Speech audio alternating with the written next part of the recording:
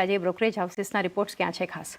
Good morning ચાની શરૂઆત આજે BPCLથી કરશું તો ખાસ કરીને નોમુરા તરફથી ખરીદારીની સલાહ સાથે લક્ષ્યાંક અહીંયા 365 રૂપિયા પ્રતિ શેર આપવામાં આવ્યા છે. અહીંયા તેમનું કહેવું છે કે Q4 FY26માં GRM માર્જિનમાં સારો એવો ઉછાળો જોવા મળી રહ્યો છે. ખાસ કરીને ઊંચા ક્રેક્સ મલ્ટિપલ્સ અને ક્રૂડના પ્રાઇઝીસને કારણે કરીને ઇન્વેન્ટરી અહીંયા ગેઇન થતી જોવા મળી રહી છે, જેને કારણે કરીને એક સારી એવી ખરીદારી અહીંયા જોવા મળી રહી છે. બીજી તરફ આગળ નજર કરશું જેફ્રેસ તરફથી પણ અહીંયા ખરીદારીની સલાહ BPCL માટે જોવા મળી રહી છે. લક્ષ્યાંક તેમને 415 રૂપિયા પ્રતિ શેર કર્યા છે. અહીંયા તેમનું કહેવું છે કે ઇન્વેન્ટરીમાં થયેલા નફાથી એપિટા જે છે તે અનુમાનથી ખૂબ જ સારા રહ્યા છે. ખાસ કરીને શિપિંગ સાયકલ્સ લાંબી હોવાને કારણે કરીને વર્કિંગ કેપિટલ્સ અને નેટ ડેટમાં વધારો થઈ શકે છે. ઓવરઓલ પોઝિટિવ નંબર અહીંયા આપણે બ્રોકરેજ રિપોર્ટ આવતા જોવા મળી રહ્યા છે. ગ્રાસી પર નજર કરશું જેફ્રેસ તરફથી ખરીદારીની સલાહ સાથે લક્ષ્યાંક 3600 રૂપિયા પ્રતિ શેર અહીંયા આપ્યા છે. તેમનું કહેવું છે કે કંપનીના કોર બિઝનેસ VSFમાં મજબૂત પ્રદર્શન અને નવા બિઝનેસમાં નુકસાનમાં મોટા ઘટાડાને કારણે કરીને પરિણામ જે છે તે મજબૂત જોવા મળી રહ્યા છે. ખાસ કરીને કંપનીના પેઇન્ટ્સ બિઝનેસની આવક જે છે ત્યાં QOQ ધોરણે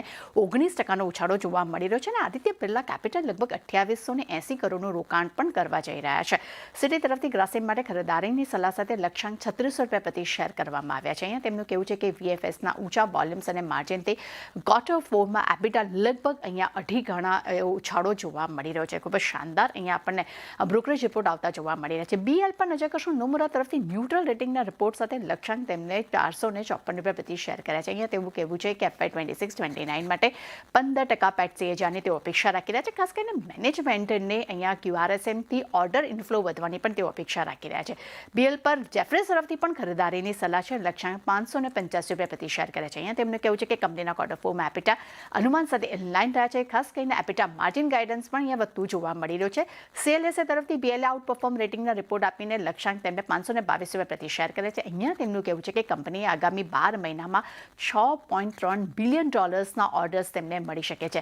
સંવર્ધન મદર્સન પર નજર કરશું. CLSA તરફથી આઉટપરફોર્મના રેટિંગ સાથે અહીંયા લક્ષ્યાંક 173 રૂપિયા પ્રતિ શેર કર્યા છે. અહીંયા તેમનું કહેવું છે કે Q4માં કંપનીના એપિટા માર્જિન 11% અનુમાનથી સારા રહ્યા છે. ખાસ કરીને એરોસ્પેસ, કન્ઝ્યુમર ઇલેક્ટ્રોનિક્સ બિઝનેસો સારો સપોર્ટ મળ્યો છે. જેફ્રેસ તરફથી સંવર્ધન માટે અહીંયા ખરીદારીની સલાહ સાથે લક્ષ્યાંક 160 રૂપિયા પ્રતિ શેર કરવામાં આવ્યા છે. અહીંયા તેમનું કહેવું છે કે Q4 એપિટામાં લગભગ સારો વાર્ષિક ધોરણે 43% ઊંચાળો જોવા મળ્યો છે. અનુમાનથી મજબૂત રહ્યા છે, પરંતુ સામે ક્રૂડથી H1 FY27માં દબાણ જોવાની પણ તેઓ અપેક્ષા રાખી રહ્યા છે. હવે નજર કરશું PI ઇન્ડસ્ટ્રીઝ પર. અહીંયા થોડા મિશ્ર રિપોર્ટ છે. જેફ્રેસ તરફથી ખરીદારીની સલાહ સાથે લક્ષ્યાંક 3575 રૂપિયા પ્રતિ શેર કર્યા છે. અહીંયા તેમનું કહેવું છે કે નવા મોલિક્યુલ્સથી FY27માં રિકવરીની તેઓ અપેક્ષા રાખી રહ્યા છે. ત્યાં જ HSBC તરફથી હોલ્ડ રેટિંગના રિપોર્ટ સાથે લક્ષ્યાંક PI ઇન્ડસ્ટ્રીઝ માટે 3000 કરવામાં આવ્યા છે. અહીંયા તેમનું કહેવું છે કે એગ્રી બિઝનેસમાં નરમાશને કારણે પરિણામ અનુમાનથી ખરાબ રહ્યા છે. સિટી તરફથી સેલ રેટિંગ છે. લક્ષ્યાંક 2600 રૂપિયા પ્રતિ શેર છે.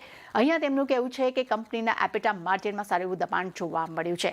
DAM કેપિટલ એટલે કે DAM કેપિટલ પર નજર કરશું. તેમને PI ઇન્ડસ્ટ્રી માટે પણ વેચવાલીની સલાહ આપી છે. લક્ષ્યાંક 2556 રૂપિયા પ્રતિ શેર કર્યા છે. અહીંયા તેમનું કહેવું છે કે FY27-28માં EPS અનુમાન જે છે અહીંયા લગભગ 15 થી 16% અહીંયા ઘટાડ્યા છે. અને છેલ્લે નજર કરશું મેનકાઇન્ડ ફાર્મા આઉટપરફોર્મ પ્રદર્શન બાદ જેફ્રેસ તરફથી પણ ખરીદારીની સલાહ સાથે લક્ષ્યાંક 3000 રૂપિયા પ્રતિ શેર કર્યા છે. અહીંયા તેમનું કહેવું છે કે ઓવરઓલ કંપનીની આવક ગ્રોથ જે છે તે અહીંયા ડબલ ડિજિટ રહેવાની તેઓ અપેક્ષા રાખી રહ્યા છે. એટલે ચાની ડેફિનેટલી ઘણા બધા બ્રોકરેજ રિપોર્ટ છે, દરેક પર એક નજર રહેશે.